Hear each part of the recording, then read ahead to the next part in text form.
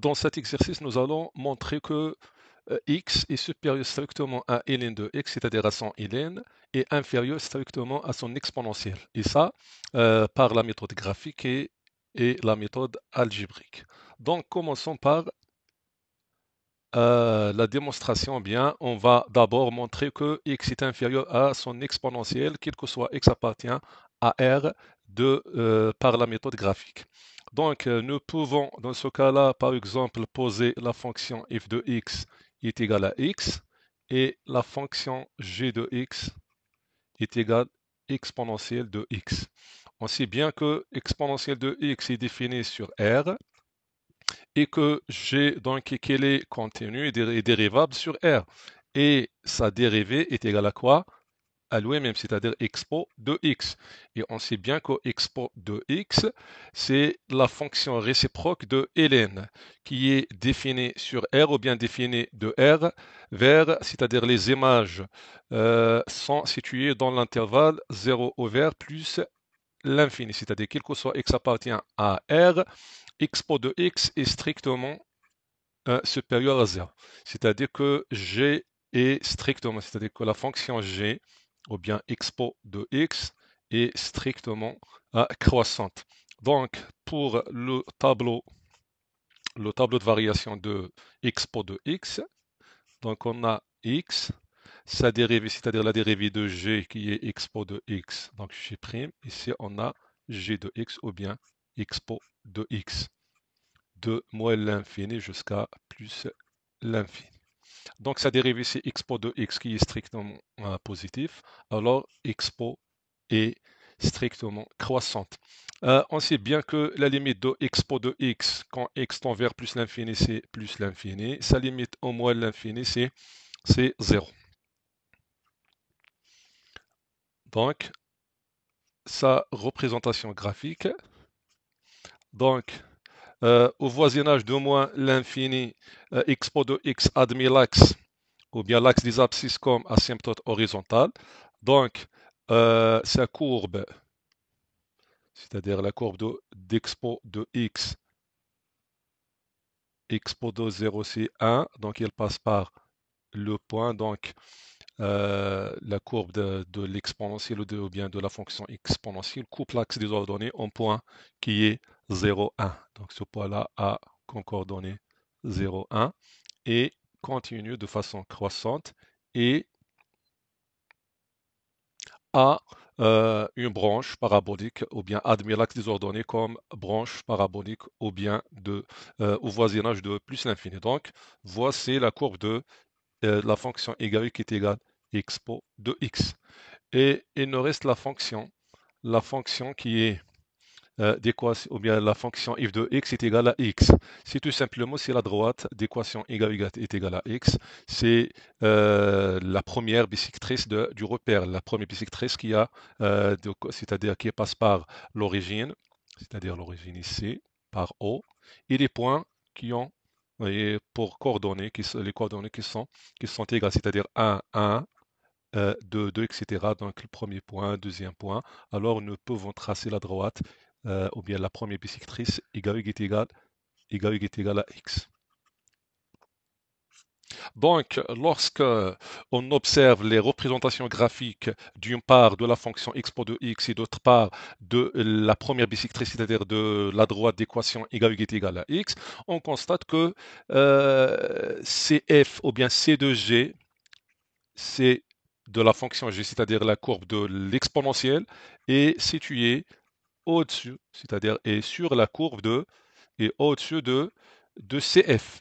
Donc, puisque la courbe de l'exponentielle est située sur la courbe de la droite y est égale à x, c'est-à-dire ça, c'est-à-dire que g de x est supérieur à f de x. C'est-à-dire quoi? C'est-à-dire que expo de x est supérieur à la fonction y est égale à x. Donc, si on prend par exemple x1, prenons ici x1, donc son image par la fonction f, qui est f de x est égal à x, c'est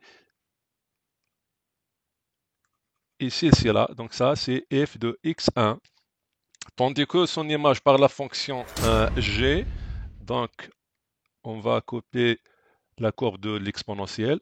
Donc, on a ici expo de x1. Et on constate bien on a ici un écart ou bien une marge entre, entre expo de x1 et x1, c'est-à-dire c'est la différence entre les images de x1 par la fonction exponentielle et d'autre part par la fonction y qui est égale à x. Et plus on s'approche de plus l'infini, on constate par exemple si on prend un autre élément x2 par exemple, prenons ici x2, de même son image par la fonction y est égale à x, ici par exemple, tandis que par la fonction expo, je pense ici on a l'intersection, donc on trouve donc expo de x2.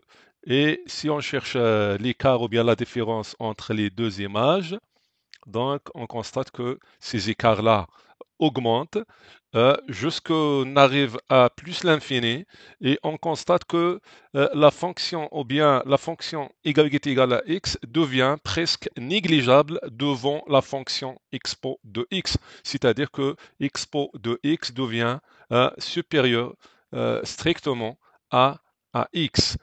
C'est pour cela on a la limite usuelle qui est la limite de expo de x sur x quand x tend vers plus l'infini, ça est égal à plus l'infini. Que signifie ça? Ça signifie que la fonction y est égale à x devient presque négligeable devant la fonction exponentielle au voisinage de plus l'infini.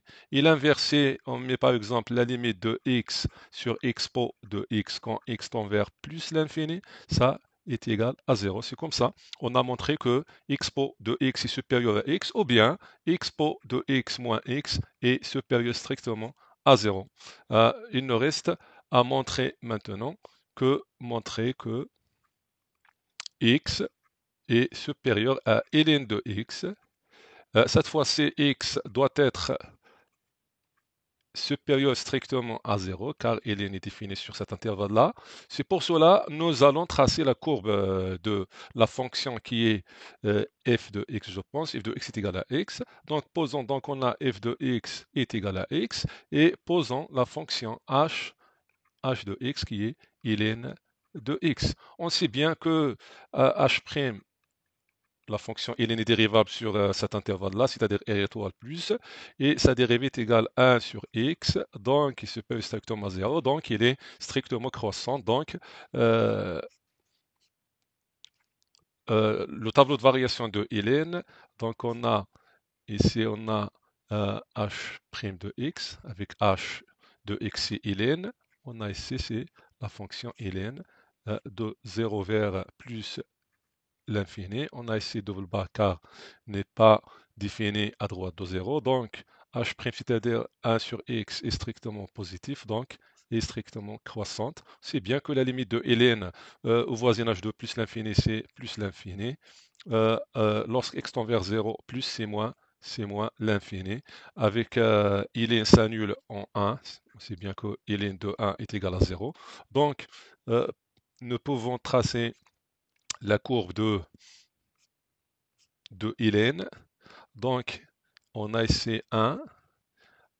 On sait bien que la fonction ln admet l'axe des ordonnées comme asymptote qui est vertical. Donc, comme ça, passe par le point 1, 0, car ln de 1 est égal à 0. Il continue de façon croissante et admet l'axe des abscisses comme branche parabolique au voisinage de plus l'infini.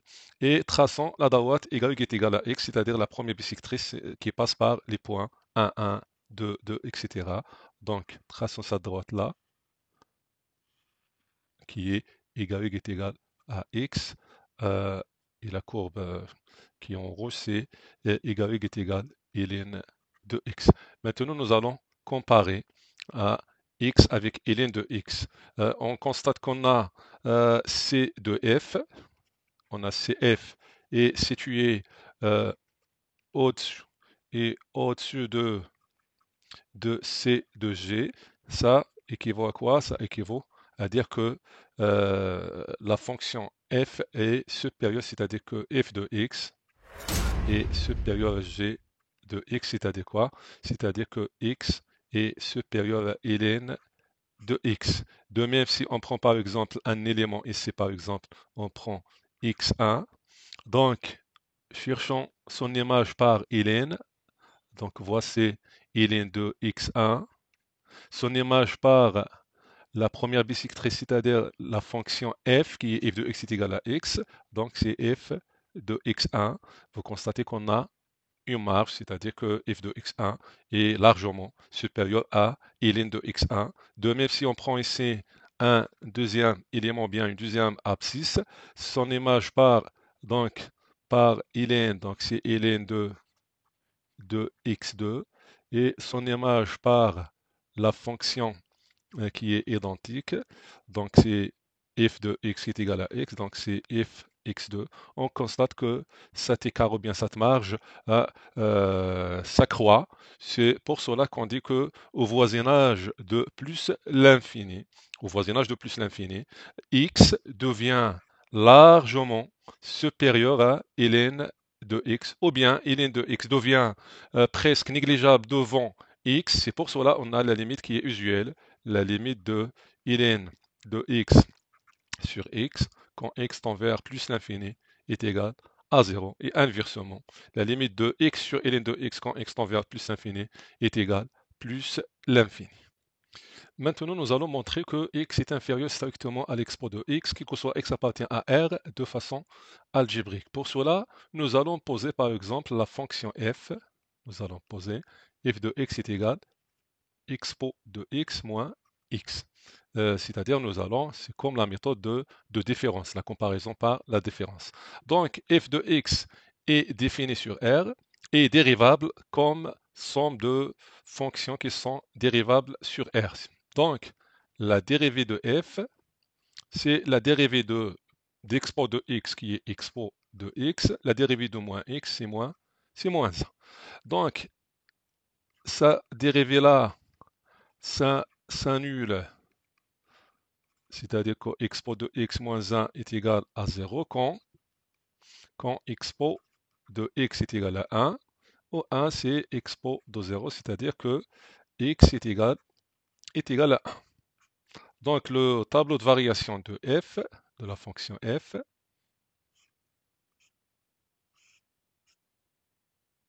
donc on a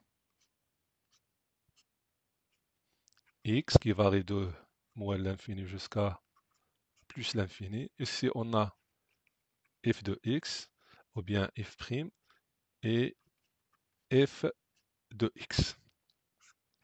Donc la dérivée f' s'annule en x est égal à 1, ou bien x est égal à 0. Donc expo de x est égal à 1. Alors on introduit ln, c'est-à-dire que x est égal à ln de 1 qui est 0. Donc la racine c'est 0. Donc f' s'annule en 0. Avant 0 est négatif, car on a expo de x moins 1, donc négatif, et positif. Donc f de x est décroissante, de moins l'infini jusqu'à 0, puis est croissante. Il nous reste les limites de f de x. Donc sa limite quand x tend vers moins l'infini, donc on a la limite quand x tend vers moins l'infini, la limite de expo de x, expo de moins l'infini c'est 0, moins x tend vers plus l'infini, donc est égal plus l'infini. Quand x tend vers plus l'infini, donc on a expo de plus l'infini, c'est plus l'infini, moins plus l'infini, donc on a une forme qui est indéterminée. Pour cela, nous allons utiliser les limites qui sont usuelles. Pour cela, nous allons factoriser par expo de x. Donc écrivons f de x sous forme expo de x facteur 1 moins x sur expo de x, ou bien factoriser par x, c'est la même chose. Donc on sait bien que x sur expo de x, sa limite est usuelle. On sait bien que la limite, on a déjà montré que la fonction égale est égale à x devient négligeable ou bien presque négligeable devant expo de x au voisinage de plus l'infini, c'est-à-dire que x sur expo de x tend vers 0 au voisinage de plus l'infini. Et par contre, expo de x sur x tend vers plus l'infini. Expo de x, voisinage de plus l'infini tend vers plus l'infini, c'est-à-dire plus l'infini fois 1, c'est plus l'infini. Il nous reste à calculer l'image de 0, c'est-à-dire f de 0, c'est expo de 0, 1 moins 0, c'est 1. Donc, constatons bien que la fonction f varie de plus l'infini jusqu'à 1, ou bien décroît de plus l'infini jusqu'à 1, puis croît de 1 vers plus l'infini. Il toujours prend des valeurs qui sont positives, et 1, c'est sa valeur qui est la valeur minimale absolue. Donc, puisque f admet 1 comme une valeur absolue ou bien une valeur minimale absolue, c'est-à-dire que quel que soit x appartient à R, f de x est supérieur strictement à 1. Donc, et par conséquent, f de x est de façon prioritaire supérieure strictement à 0. Remplaçons f de x par, ça équivaut à expo de x moins x est supérieur strictement à 0. Donc, expo de x est supérieur strictement à x. Donc, on est arrivé à montrer que x est inférieur à son exponentielle. Maintenant, on passe à montrer que x est supérieur à son logarithme népérien, avec x appartient à 0 au vers plus l'infini de façon ou bien par la méthode algébrique. C'est pour cela on va poser une autre fonction qui est g par exemple. Posons g de x est égal à x moins ln de x. Donc g est dérivable sur 0 plus l'infini comme somme de fonctions qui sont dérivables sur r étoile plus, en plus que g' de x est égal, donc la dérivée de x c'est 1, et la dérivée de moins ln de x c'est moins 1 sur x. Donc réduire au même dénominateur, donc on obtient x moins 1 sur x. Et puisque x est supérieur strictement à 0, donc le signe de g' dépend du signe de x moins 1, donc s'annule en 1, etc. Donc nous allons dresser son tableau de variation. Donc le tableau de la fonction g. Donc on a x, g de x, et ou bien g' de x et g de x, qui est défini sur R, ou bien 0 plus l'infini, c'est-à-dire R étoile plus. Et puisque à droite de 0 n'est pas défini, donc double barre, et c'est comme ça. Donc s'annule en 1, donc en 1, g' s'annule. Donc ici on a moins plus. Donc la fonction g est décroissante, et puis croissante. Maintenant, on va déterminer les limites. La limite de la fonction g en 0 plus, donc x tend vers 0, ln de 0 plus tend vers moins l'infini, donc ln de x quand x tend vers 0 plus, ln de x tend vers moins l'infini avec moi, c'est-à-dire plus l'infini. Quand x tend vers plus l'infini, on a x tend vers plus l'infini, ln de x plus l'infini, donc on a une forme indéterminée. Pour cela, nous allons factoriser par x, donc x facteur 1 moins ln de x sur x. Donc, ln de x sur x est une limite qui est usuelle, et ça dépend de la position relative de la courbe de ln, et la droite qui est la première bisectrice de repère. Déjà montré que ln de x au voisinage de plus l'infini devient presque négligeable devant x, donc ça tend vers 0. X tend vers plus l'infini fois a, donc c'est plus l'infini. L'image de 1, g de 1 et de 1 c'est 0, donc c'est 1. Alors on constate que g de x se décroît de plus l'infini jusqu'à 1, puis croît de 1 vers plus l'infini, donc, et il admet, il admet 1 comme valeur minimale absolue, c'est-à-dire quel que soit x supérieur strictement à 0, on a g de x est strictement supérieur, bien supérieur strictement à 1, c'est-à-dire supérieur à 0. Remplaçons g de x par x moins ln de x qui est supérieur à 0. Donc, on arrive à que x est supérieur strictement à ln de x. C'est comme ça, on a montré que x est supérieur à son ln. C'est-à-dire, de façon générale, on a x, toriel x, est compris entre son ln, c'est-à-dire son logarithme népérien, et son exponentielle. Mais pour cette inégalité x est inférieure strictement à expo de x, ça est valable quel que soit x appartient à R. Mais pour ln de x est inférieur à x est valable seulement sur R étoile plus, c'est-à-dire c'est x est supérieur strictement à 0. C'est comme ça, on a terminé cette séance. Assalamu alaikum.